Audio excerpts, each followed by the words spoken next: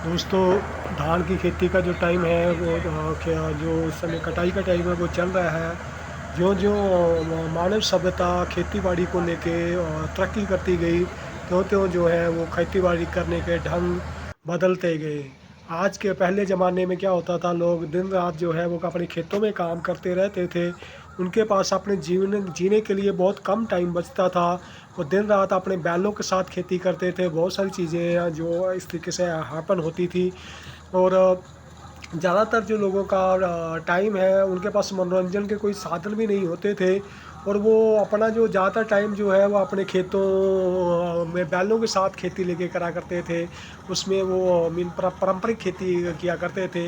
आज वो जब समय आ गया है कि जो मशीनी युग हो गया है, चाहे उसको खेत बीजने हों, या उसको उसमें सीड डालना हो, बीज डालना हो, या उसको उसमें बीज में खादें डालनी हो, या उसको किसी तरीके की दवाई का छिड़काव करना हो, या उसको अपनी फसल को काटना हो, तो हर एक जगह के ऊपर मशीन जो है वो हावी हो गई है। जिसकी वजह से जो है लोगों का जीवन काफ़ी आसान हो गया है। किसान का जीवन पहले से बहुत ज़्यादा आसान हो गया है। वो उतना ज़्यादा मेहनती रहा नहीं, उनके बच्चे भी इतने मेहनती नहीं रहे हैं। ना तो वो खेतों में काम कर सकते हैं। वो अगर उनको फव्वारा देकर कहा जाए कि भाई तू खेतों में 2 घंटे के लिए फव्वारा चला दे, तो उनसे वो काम भी नहीं हो पाएगा। इस समय हम लोग देख रहे हैं कि ये जो मशीन है काटने वाली, इसको कंबाइन कहते हैं। कंबाइन जो है ये रात के समय भी काट रही है। ये रात के समय में जो धान जीरी की फसल है उसको काटा जा रहा है। कि दिवाली का दिन है, दिवाली वाले दिन दिवाली वाली नाइट है, तो दिवाली वाली नाइट के ऊपर नाइट के समय जो है ये फसल जो है काटी जा रही है। और ये इस तरीके से देखिए पूरी तेज़ी से ये सब कुछ हो रहा है। तो इतनी जगह को अगर काटना हो तो जो मैनुअली जो है वो 2 से 3 दिन टाइम लग जाएगा इस जगह को काटने के लिए, जितनी जल्दी ये मशीन सारा कुछ कर रही है। जो सारी चीज़ें बदलती गई और जो लोगों का जीवन है वो आसान होता गया। और जो मजदूरी करने वाले लोग थे उनके लिए काम जो है वो घटते गए। किसान के लिए सारा कुछ आसान होता गया। जो मजदूर है उसके लिए सब कुछ आसान होता गया। इस समय हम लोग देख रहे हैं कि ये जो मशीन चल रही है, ये जो मजदूर है, मजदूरों के लिए कुछ नहीं होता है।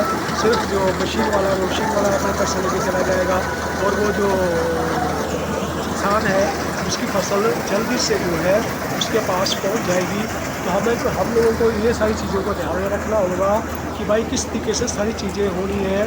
अगर इस तरीके से सारा कुछ होता जाएगा तो अमीर और गरीब के बीच में फासला जो है वो ज़मीन आसमान का हो जाएगा। वो असमानता का कारण बनेगा। वो असमानता जब होती है तो फिर आपस में जो है गैर विरोध बढ़ जाते हैं। तो हमें इन सारी चीज़ों को ध्यान में रखते हुए सारी चीज़ों को अपनाना होगा। नहीं तो सब कुछ जो है वो पिछले 10 सालों में जिस तरीके से सरकारें चल रही हैं उन्होंने बर्बाद कर दिया है।